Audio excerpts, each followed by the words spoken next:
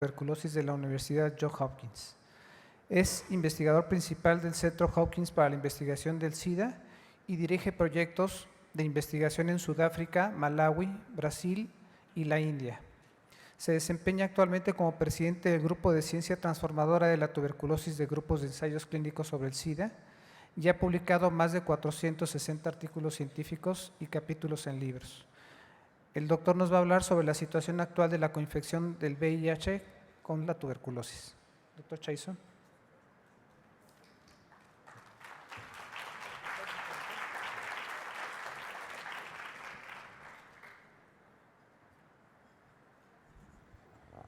Muchas gracias.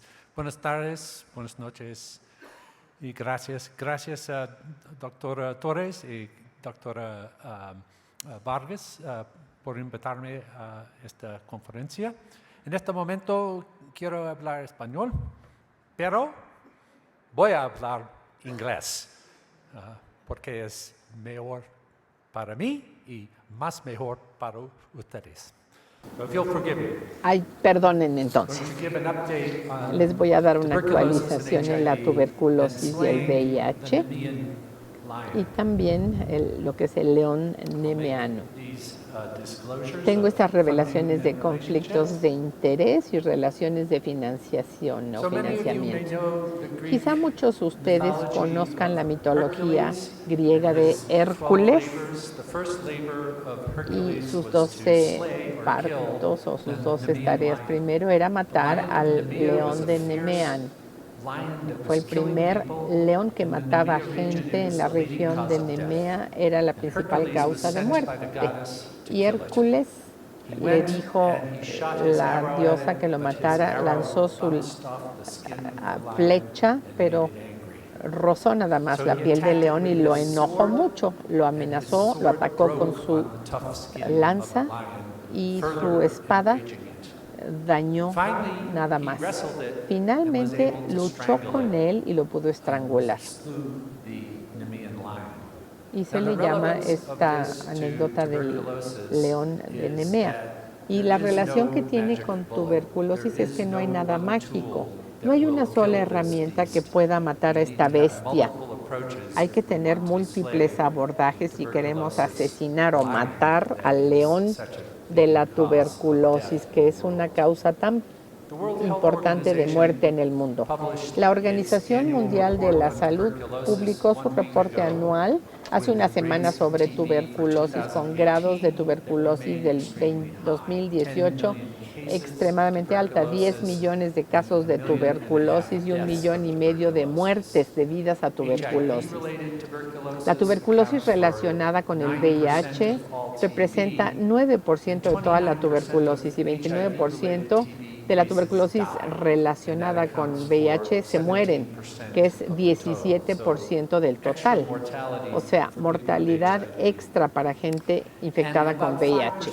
Y como un 5% de la tuberculosis es resistente a rifampicina o multidrogo resistente, son gente que tiene casi 50% de mortalidad, muy alta. Y pueden ver a la izquierda que los números de casos de tuberculosis apenas si se han movido en los últimos 20 años. No ha habido cambio sobre la incidencia.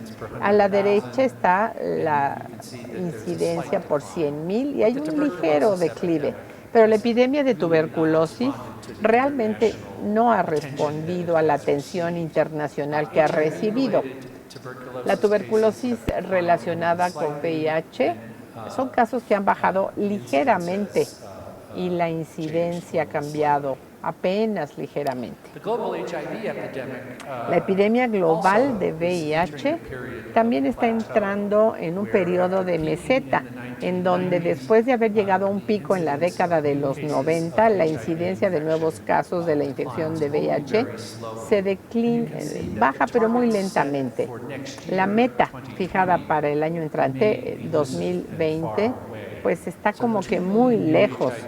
2 millones de infecciones nuevas de VIH el año pasado, 700,000 muertes relacionadas con SIDA, 860,000 casos de VIH y de tuberculosis. La tuberculosis representa 30% de las muertes relacionadas con el VIH. La tuberculosis ha eclipsado al VIH como la principal causa infecciosa de muerte en el mundo y en los últimos 5 años ya ha matado a más gente que el VIH y sigue siendo la principal causa de muerte en la gente que tiene VIH. Y las dos epidemias realmente están teniendo un grandísimo impacto en las poblaciones de la gente en el mundo. La tasa de fatalidades por tuberculosis debiera ser muy baja, con un pronto diagnóstico y tratamiento.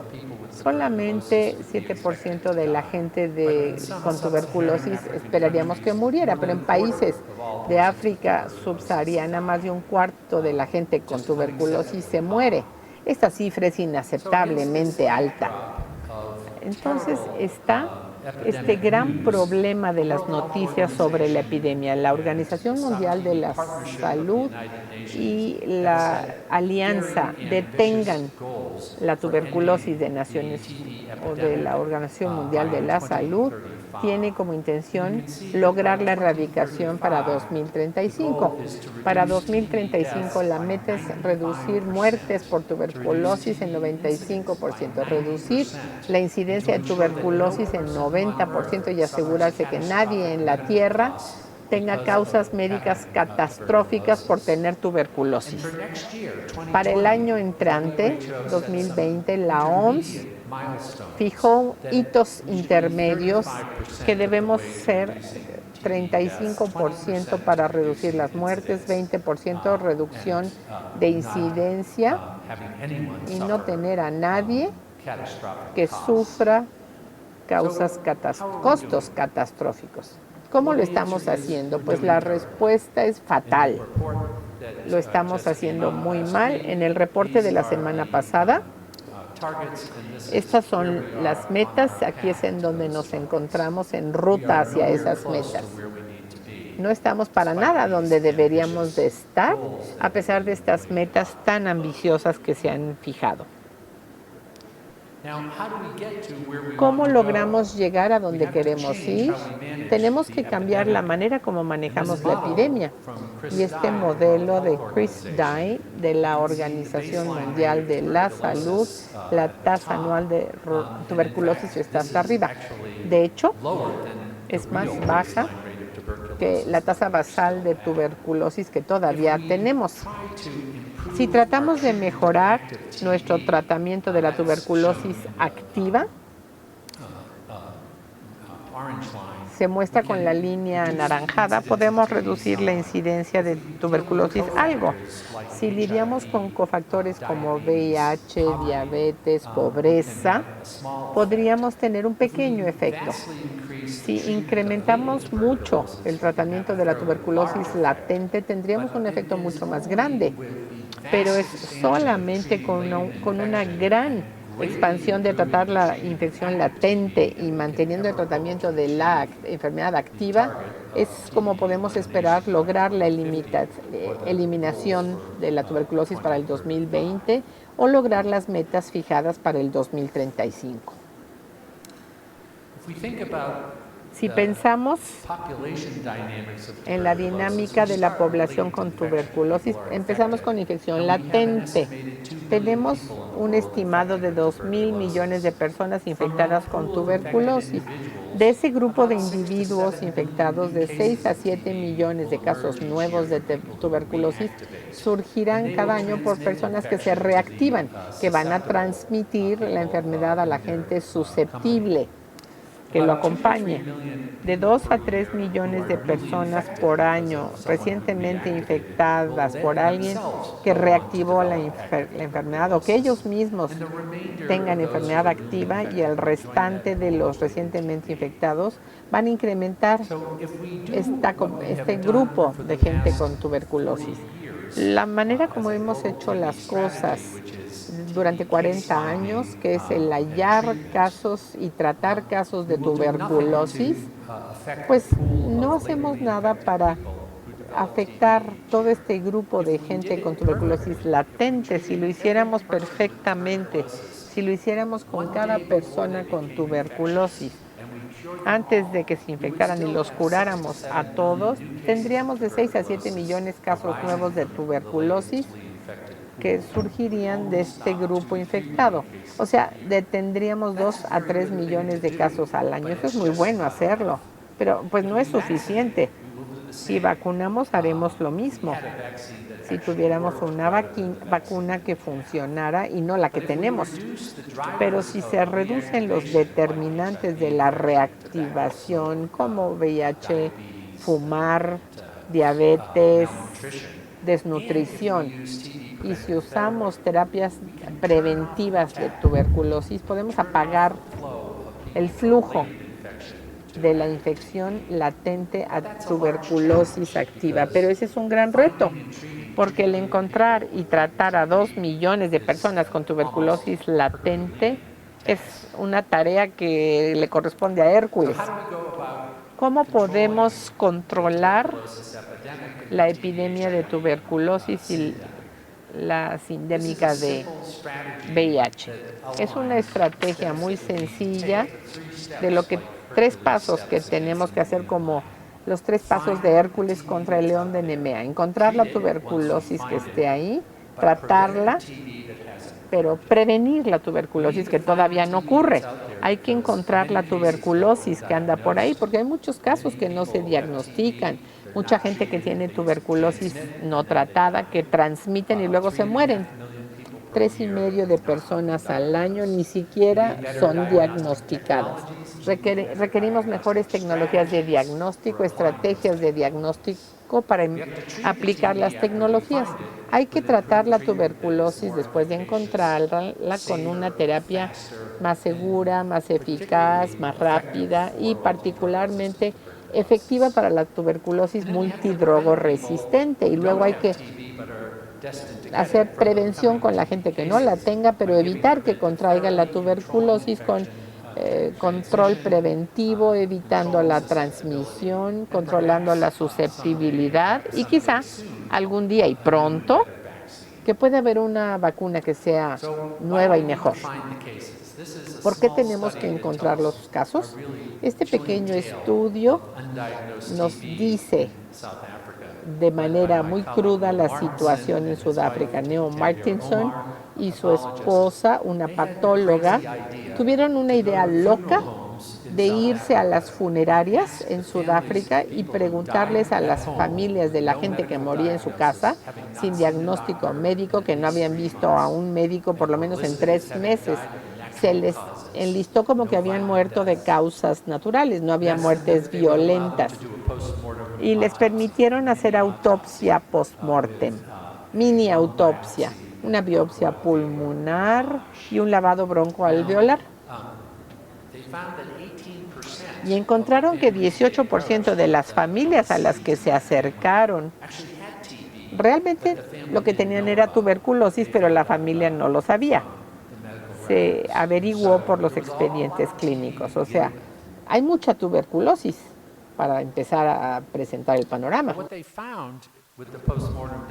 Con el diagnóstico post-mortem, lo que encontraron es que 1/3 de estas personas que morían en su casa por causas naturales, entre comillas, tenían tuberculosis. 1/3 parte de muertes de adultos, de lo que se llamaba causas naturales, en Sudáfrica se debía a tuberculosis no diagnosticada y no tratada. No sabemos cuánta de esta gente tenía VIH porque no se nos permitió hacer pruebas de VIH. Sin embargo, sabemos que la prevalencia de VIH en esta población es muy alta, 15%. Y se sabe que si hay tuberculosis, la probabilidad de VIH es más grande. El VIH sí nos determina esto, pero la tuberculosis mata a la gente que nunca fue diagnosticada ni tratada, o sea que hay que encontrar los casos. Hay muchas herramientas muy sofisticadas, nuevas para el diagnóstico de tuberculosis. De esto voy a hablar mañana por la mañana, pero voy a hablarles de lo que haremos ya que tengamos la prueba perfecta. Muchos clínicos piensan en nuevas tecnologías diagnósticas como esta. Tenemos una nueva. Si alguien tiene síntomas que queremos probar, si no nos vienen a ver, pues no los vamos a diagnosticar, se va a retrasar y van a sufrir. Pero si nos vienen a ver, hacemos la prueba y es buena, con alta sensibilidad, haremos el diagnóstico, serán tratados y no van a sufrir. Si la prueba no es sensible, se va a retrasar el diagnóstico. Ese es el abordaje tan simple que adoptamos con la prueba nueva. La realidad es que las pruebas nuevas no operan solas, operan dentro de un sistema de salud. Esto es, el paciente tiene que venir a la clínica, el médico tiene que sospechar que puede haber tuberculosis y ordenar la prueba. La prueba se tiene que hacer correctamente y la prueba tiene que ser sensible. Pues eso no es muy fácil. Ya que llegamos ahí, los resultados se les regresarían al doctor y luego al paciente de manera muy oportuna. Y el paciente tendrá que regresar para que lo traten. Y el tratamiento lo tienen que tomar, se tienen que apegar.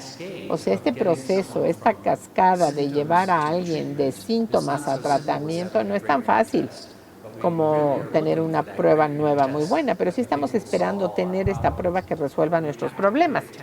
Hay que prestarle atención a resolver los problemas de acceso a la atención médica y a la implementación de tecnologías nuevas. Ahora, una prueba que había fallado en muchos estudios para mejorar los desenlaces era el Gene Expert, una prueba molecular muy rápida que diagnostica la tuberculosis en 90 minutos. Eventos extraordinarios.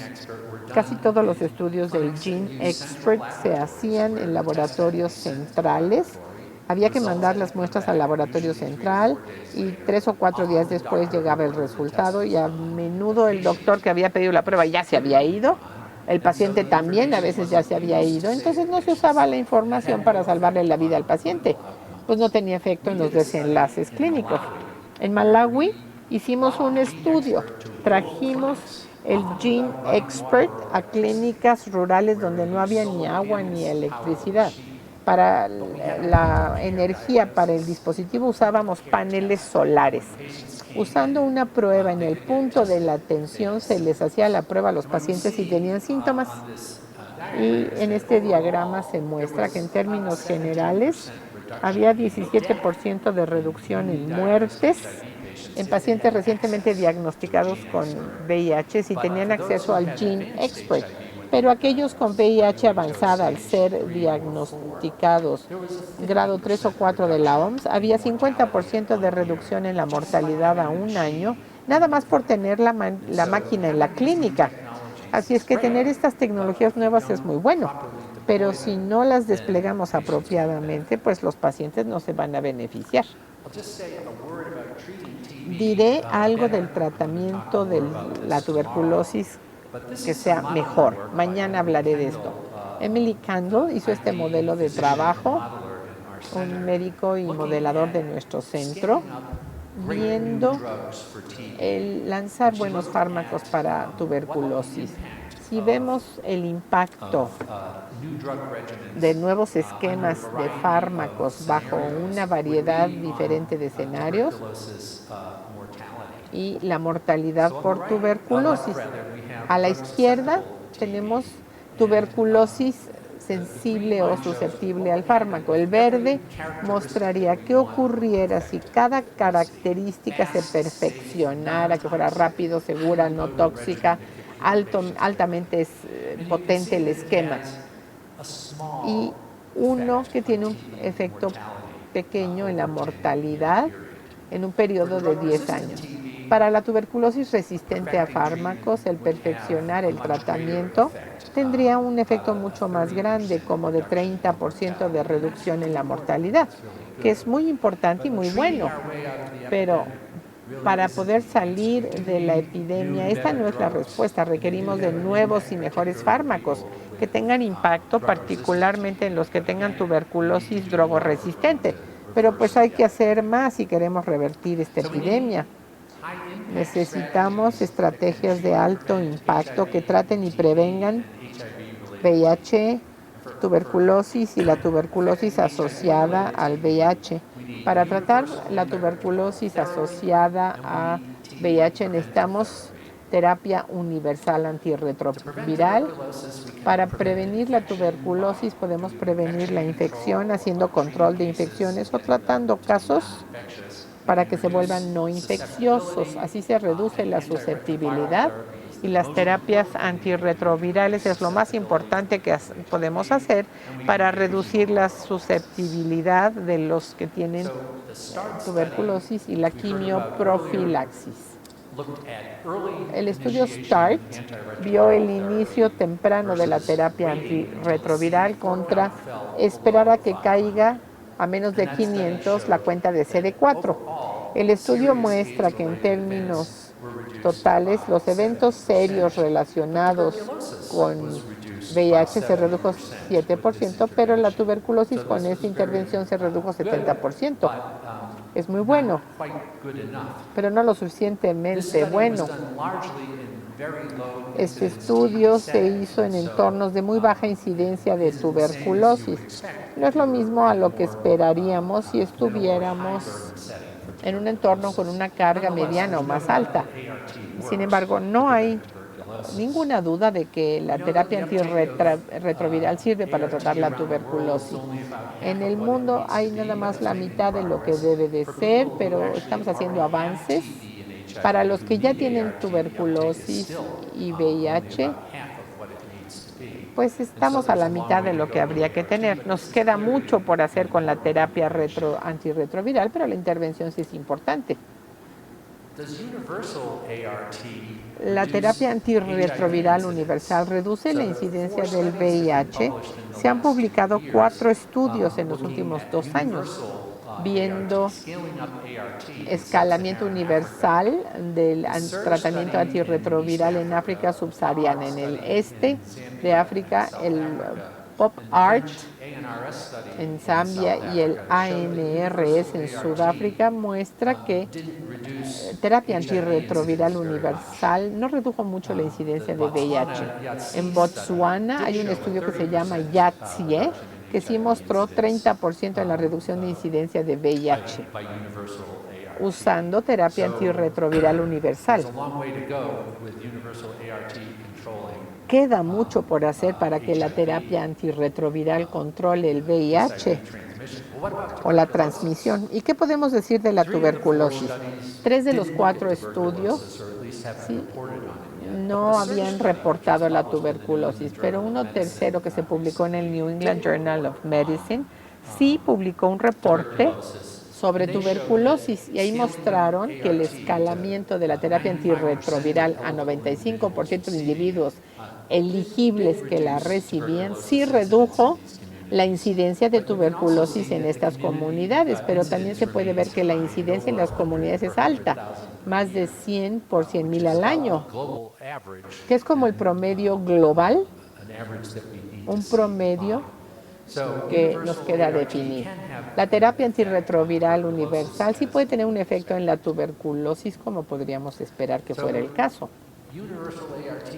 La terapia antirretroviral no es lo único. También hay que tratar la infección de la tuberculosis, porque todas las enfermedades surgen de infección. No se puede tener la enfermedad sin infección, no funciona así.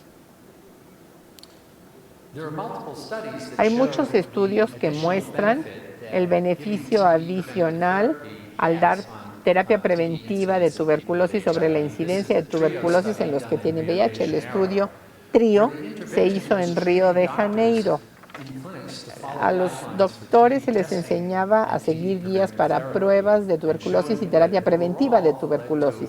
Y en general llevó a una reducción del 25% en tuberculosis y 30% de reducción en tuberculosis o muerte, nada más por enseñarles a los médicos y a las enfermeras cómo hacer terapia preventiva de tuberculosis.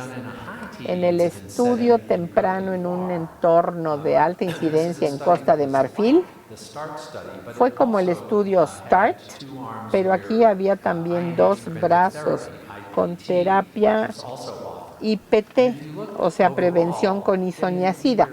En términos generales, dar terapia o diferirla hasta que baje la cuenta de CD4 tenía el mismo nivel de impacto en la incidencia de tuberculosis, pero el dar las dos era mejor porque es el que más impactaba la incidencia en tuberculosis. Y en un seguimiento de este estudio se mostró que con terapia preventiva INH con altas cuentas de CD4 redujo el riesgo de muerte en 5 años en casi 40%. El recibir terapia antirretroviral e INH fue lo mejor, pero al obtener la terapia de prevención con isoniazida impactó mucho la mortalidad. Sabemos que la terapia preventiva funciona y se le agrega la terapia antirretroviral. Es esencial que la demos. La captación global de la terapia preventiva de tuberculosis en gente con VIH es escandalosa, es increíble. Son los números del reporte de este año, del 2017 al 2018, reportaron un gran cambio en el uso de la terapia preventiva. Debo decirles que es ficción, porque lo reportan, pero no sucedió. No son creíbles. Y aunque hubieran sido ciertos, es menos del 6% de la gente que se podía tratar. Son datos de PEPFAR. PEPFAR es el prestador más grande de atención en SIDA en el mundo. Son datos del año pasado, cuando PEPFAR hizo prioridad de dar esta atención. Se reportó en la Ciudad de México por el director de PEPFAR en México. Cientos de miles de personas con terapia antirretroviral en países del África subsahariana. Apenas algunos recibió terapia preventiva o IPT, como ahora se le llama. Los que sí la recibieron, la mayoría, bueno, no la mayoría, pero sí una gran proporción, no terminó con la terapia preventiva. La captación de la terapia preventiva, pues es todavía un abismo. ¿Qué podemos hacer para mejorar la captación de la terapia preventiva?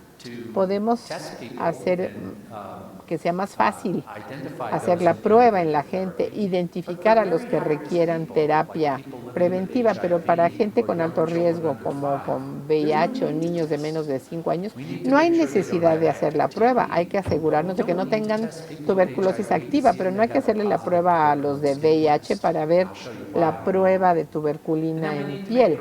Ya les diré por qué. Y luego hacer más fácil la terapia preventiva, porque aunque ponemos a la gente en terapia antirretroviral de por vida que pueda llevar a mucho aumento de peso, 6 meses de isoniazida no es algo que todos puedan tolerar.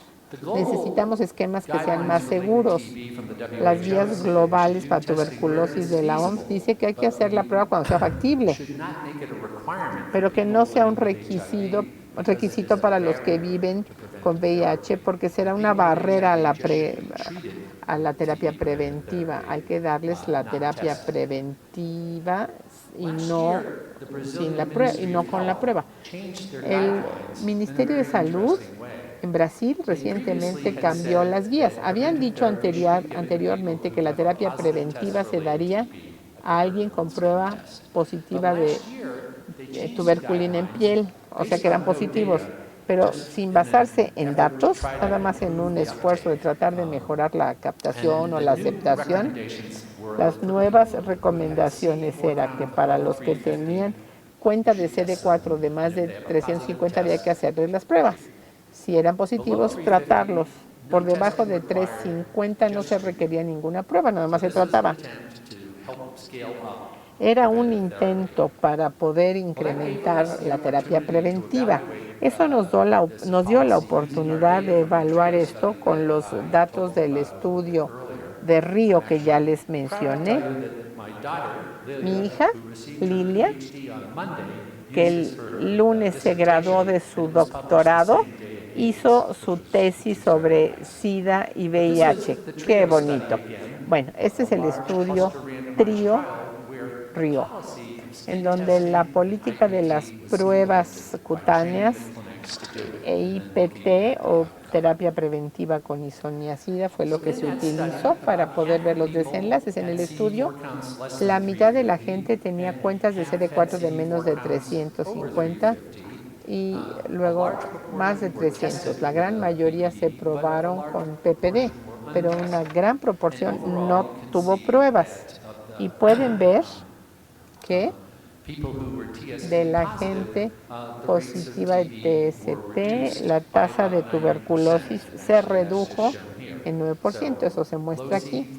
Bajas cuentas de CD4, 90% de reducción en incidencia de tuberculosis en los que habían recibido terapia preventiva CD4 de más de 50, 90% de reducción al dar la terapia preventiva con isoniazida. Funciona, ¿no? Pero 76% de la tuberculosis que ocurrió en gente con VIH ocurrió en los que no eran elegibles a la terapia preventiva con isoniazida de acuerdo a estas guías.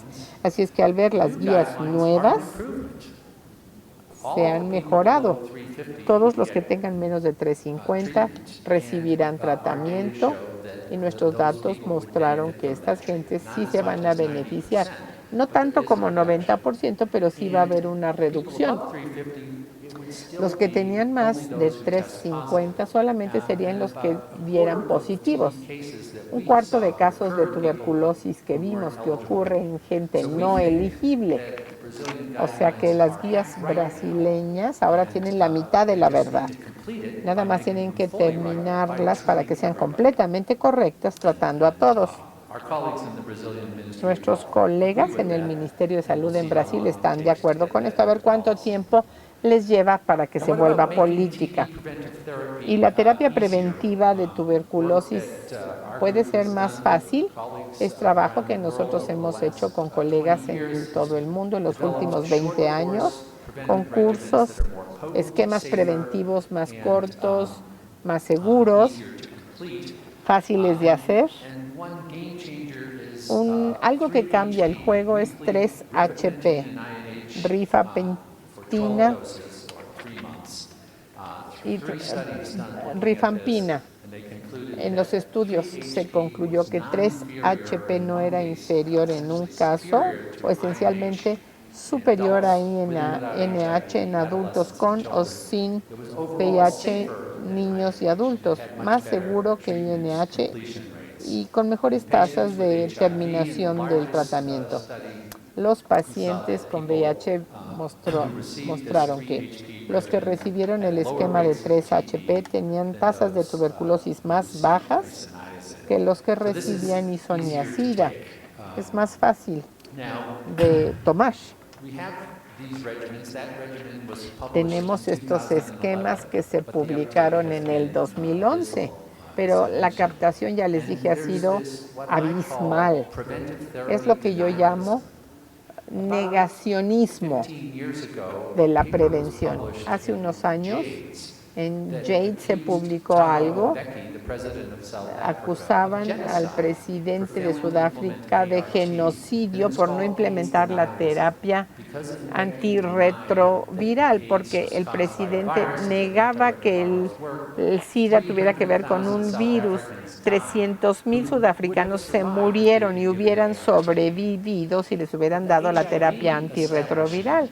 Pero el establecimiento, o sea, el no dar la terapia preventiva a gente con VIH en los últimos 10 años, es responsable de 4 millones de muertes en el mundo si usamos los datos del estudio temprano, que dice que la terapia preventiva temprana reduce la mortalidad en 40%. No es un modelo matemático, es un estimado a ojo de buen cubero, pero millones de personas han muerto por tuberculosis por no darles terapia preventiva. Es mucho peor que la negación, es la negación de que la isoniazida sirva. Se escribió en Lancet un editorial muy enojado yo participé en GOLUB diciendo despierten, hay que usar la terapia preventiva. Quiero terminar en una nota que no sea tan negativa. UNITAID, la Agencia de las Naciones Unidas que promueve la implementación y transferencia de tecnología, fundó un consorcio con el consorcio Orium en Sudáfrica para escalar el esquema de 3HP en gente que vive con VIH en contextos de hogares en donde hay niños pequeños. Se implementó en una docena de países, se muestran en el mapa y la meta es cambiar las guías para adoptar la terapia de 3HP, para implementarla en clínicas de VIH y de atención primaria en el contexto de tuberculosis y con casos de tuberculosis. En India, la semana entrante, la Unión contra la Tuberculosis se reunirá con el Fondo Global y los colegas van a anunciar una gran reducción de precio de rifampina para que sea muy asequible, tan asequible como la isoniazida para la terapia preventiva de tuberculosis. Además, el año pasado, las Naciones Unidas tuvo su tercera Asamblea General, una Asamblea General que se enfocó en la tuberculosis. Hubo una sesión especial de Naciones Unidas que se comprometió a terminar la epidemia de tuberculosis en el 2030, escalando el tratamiento para dárselo a 40 millones de personas con tuberculosis, incluidos 3.5 millones de niños. Son incrementos enormes en el tratamiento. Con terapia preventiva a 30 millones de personas para el 2022, incluidos contactos de hogares, niños pequeños y gente que vive con VIH. Naciones Unidas prometió incrementar el financiamiento a 13,000 millones de dólares por año. Ya les mostré antes que no estamos para nada cercanos a alcanzar las metas, pero muchos países se han comprometido. El presidente de Sudáfrica, diferente de Thabo Mbeki, diciendo que Sudáfrica sí se comprometía a terminar la epidemia de tuberculosis. Más temprano este año, la Comisión de Lancet en tuberculosis publicó su reporte y sus guías, que daban una como copia del control de la tuberculosis para los siguientes 15 o 20 años, de una scorecard para monitorear todo a nivel de país y recomendaciones escalando las estrategias que sabemos funcionan, pero que no se implementan bien. Invertir en investigación y desarrollo para mejores herramientas, porque quizá las herramientas son efectivas, pero se pueden mejorar para asegurar que esté disponible el financiamiento y crear un entorno en donde el control para tuberculosis se puede hacer más fácilmente con cobertura universal para todos, de tal manera que el acceso a la atención de la salud no sea una restricción. Aquí es en donde nos encontramos. Nos queda mucho por hacer, pero tenemos ya la copia, el modelo, sabemos las herramientas efectivas, hay que implementarlas, hay que mejorarlas, pero no podemos continuar ignorando a la tuberculosis, particularmente en aquellos que viven con VIH. Recuerden la lección de Hércules. Una herramienta no será suficiente, se requieren múltiples herramientas si queremos asesinar a esta bestia. Aquí termino dándoles las gracias y feliz aniversario a la sociedad. Gracias por escucharme.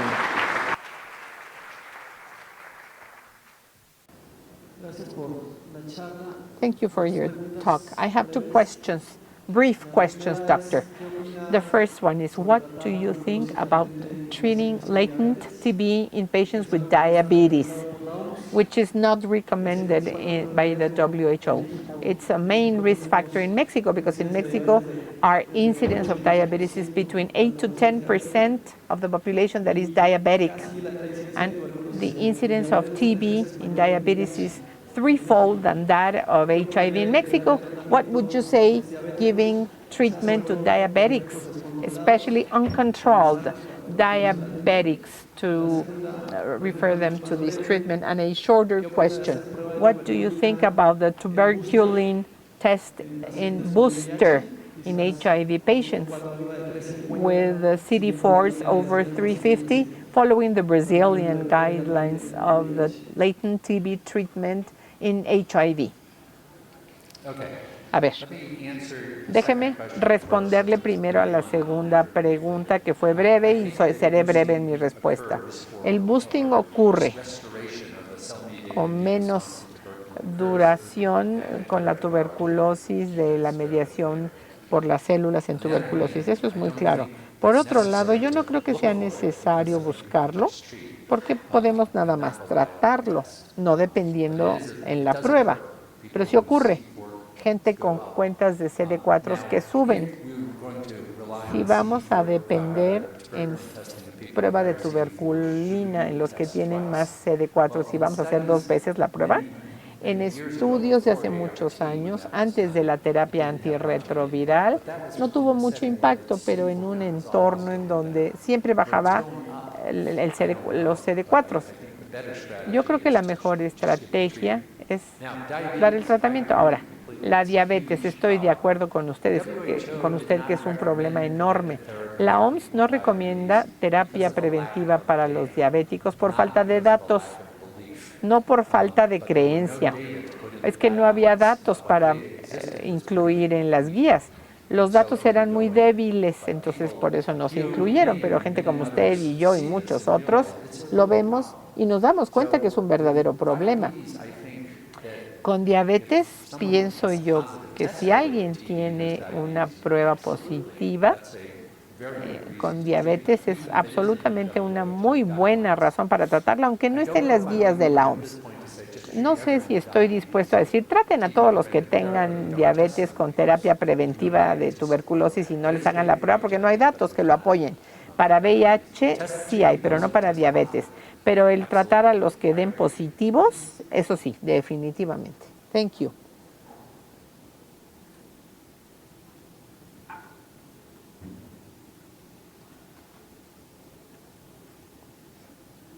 No suele haber una buena Usually, there's not a good correlation when you use PPD or eGRAS in HIV patients. Would your recommendation be to use one or the other one, or both?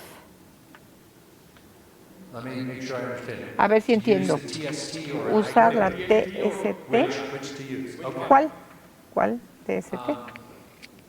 Well, I'll tell you what the Bueno, US guidelines le voy a say, decir lo que dicen las guías which is interesting. The que US son guidelines interesantes, say las de for Estados people Unidos. with HIV, Dicen que para los que tienen VIH, gente de alto riesgo, pueden usar cualquiera. if the test is negative, Si la prueba es negativa, pueden usar la otra para demostrar que la primera estaba equivocada. low risk, La gente que tiene bajo riesgo can do an pueden hacer una IGRA y si es positiva hacen la TST para saber que estaba equivocada, o sea, haciendo lo opuesto. Si van a hacer la prueba es negativa y no la quieren creer, pues usen la otra, pero la recomendación es cualquiera de los dos. Cuando BCG se da, then using the IGRA makes more usar sense. la IGRA, la de IGRA tiene sentido. La gente con VIH, pues no hacer ninguna de las pruebas es la manera más sencilla. Pero los que no tienen VIH, usar una IGRA por los falsos positivos por la BCG. Pero las guías permiten usar cualquiera. Doctor, aprovechando que tenemos un experto, nosotros no tenemos rifapentina. Es una buena noticia que vaya a ser más barata porque quizás México la empieza a tener. Pero yo recuerdo que en reportes muy tempranos de la infección por el VIH se decía que la rifapentina podría en el paciente gravemente inmunocomprometido con VIH tener niveles séricos inestables y generar más resistencia.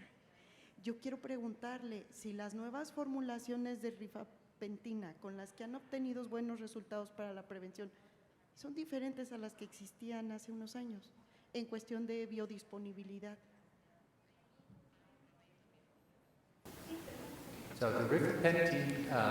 Rifapentina está disponible de Start TV Global, $35 el curso de un tratamiento. El nuevo precio que se va a anunciar la semana entrante será mucho más bajo, pero no disponible para las drug facilities, sino a través del Fondo de Medicina. Son las políticas de Ginebra y si las entienden luego me las explican. Pero estarán disponibles a un precio menor, sea que se apruebe para usarse en México, pues su ministerio lo va a tener que decidir.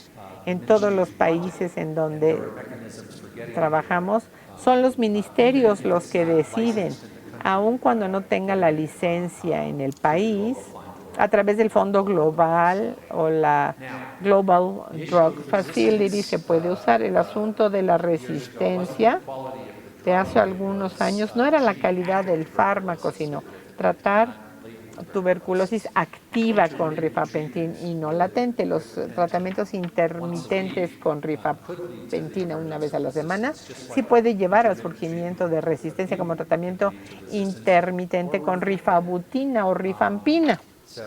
Así es que actualmente hacemos un estudio de rifapentina diaria para tratar tuberculosis activa.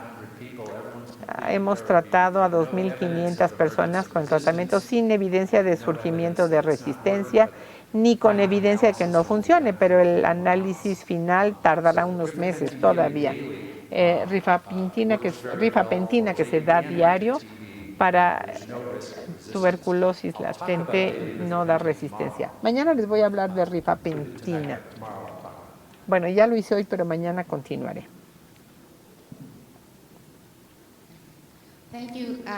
Muchas gracias, excelente plática. Y su español es muy bueno.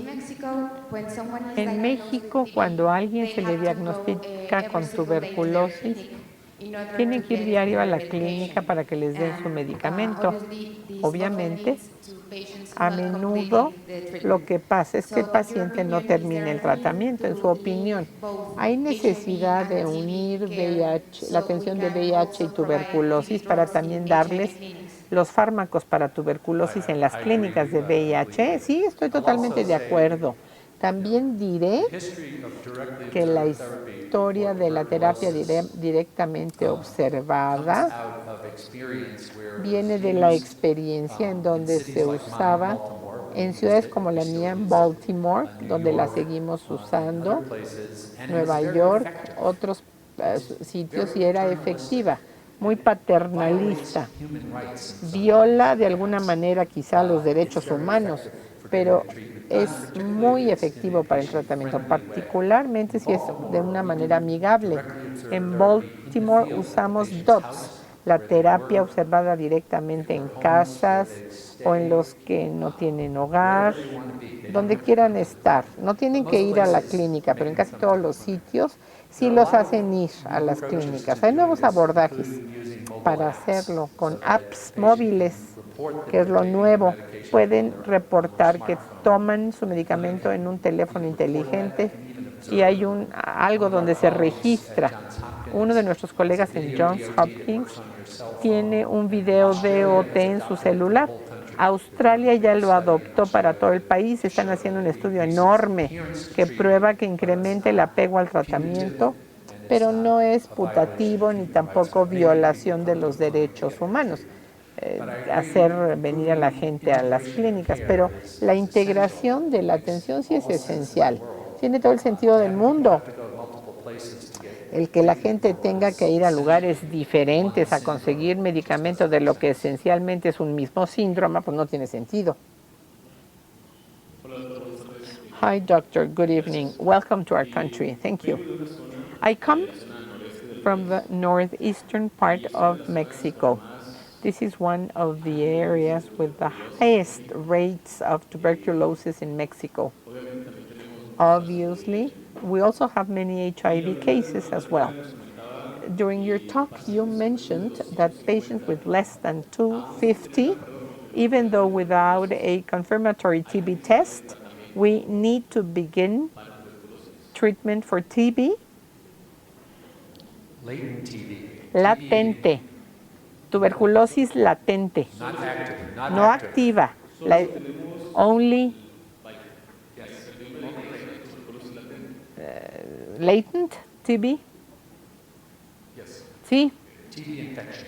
but not infección de tuberculosis. disease. In fact, there was No la enfermedad. a large study done, Hubo un estudio muy grande que se called the hizo, Remember study. se llamó Remember.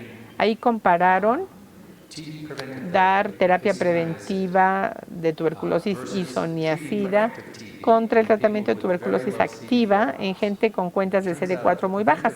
Sucede que la terapia preventiva era mejor que el tratamiento de tuberculosis activa. Impedía que les diera tuberculosis, evitaba que se murieran. Los que tomaban esquema de 4 fármacos tenían altos niveles de tuberculosis. Y lo que usted dice, no se lo tomaban. too much medicine. Eran demasiadas medicinas y la terapia preventiva sí les funcionó muy bien. ¿Ya? Otra pregunta. Another Por ejemplo, question? los brasileños son súper Brazilians, Una vez diagnosticado in your el experience, VIH, once the HIV is diagnosed, I begin ART. How long should I wait to begin the treatment for latent TB, considering that there could also be active TB, to do immune reconstitution? Okay, so that's a Esa important question. es una pregunta There's a importante, lot of data, pero hay muchos a datos, lot of experience. mucha experiencia de que si alguien está asintomático, sin evidencia Tuberculosis de tuberculosis, pueden iniciarlo. La terapia preventiva will prevent probablemente evitará la tuberculosis paradójica, que si no daría la reconstitución inmunológica, pero es segura. people will end up having TB. Hay quien va a terminar teniendo tuberculosis que se pasó por alto, pero que resulta obvia. La terapia preventiva no trata la enfermedad activa. If they're symptomatic, Si están sintomáticos, habrá que evaluarlos para tuberculosis. Una prueba como la de Gene Expert es rápida, fácil, le da respuesta en 2 horas. Pueden buscar tuberculosis y si la diagnostican y la tratan, pero si no la encuentran, den terapia preventiva. Es estrategia claramente segura y efectiva. Buenas tardes. Good evening. Venimos, como digo, de Nuevo Laredo, Tamaulipas. We come from Nuevo Laredo, Tamaulipas, with a high incidence of TB and HIV, several binomials, but the binomials we have had are atypical TBs. Sometimes prevention with isoniazid does not have an effect. Would it be right to give them isoniazid as prophylactics? Because, well, we didn't realize that it was atypical TB. We realized after a culture. so for Para preventing non-tuberculous mycobacteria, prevenir la micobacteria no tuberculosa, la que se llama MAC, la isoniazida ahí no funciona. other drugs too, Otros fármacos y rifabutina, aunque es difícil de conseguirla, ya nadie la usa. Citromicina sí funciona. In the United States, we have eliminated En Estados Unidos eliminamos la prevención de la micobacteria no tuberculosa porque el tratamiento con once people terapia antirretroviral, ya que se inicia, aunque haya bajas cuentas de CD4, el riesgo de tener una infección por MAC es extremadamente baja. Nuestras guías nacionales decidieron que ya para qué nos molestamos con acitromicina, claritromicina, rifabutina, the ART works so well. porque la terapia antirretroviral funciona muy bien. If you have people with very low Pero cuando tienen gente con cuentas bajas de CD4 que no les den terapia antirretroviral, a veces sí lo hacemos. Les podemos dar acitromicina. La toman, pero por alguna razón no tomaban la terapia antirretroviral. Con una píldora, esquemas una vez al día, happening very much. no ocurre ya mucho. In the old days when we had multi-pill regimens, Antes Tonavir, Cuando teníamos ritonavir, etcétera, no se toleraba bien y era muy complicado. Había quienes preferían no tomarlo y les dábamos terapia preventiva para MAC, para neumocistis, para infecciones micóticas, también dependiendo de la situación. Thank you. Bueno, de no haber ninguna pregunta, le agradecemos al doctor Jason. There are no more questions, Dr. Jason. Thank you very much for your lecture.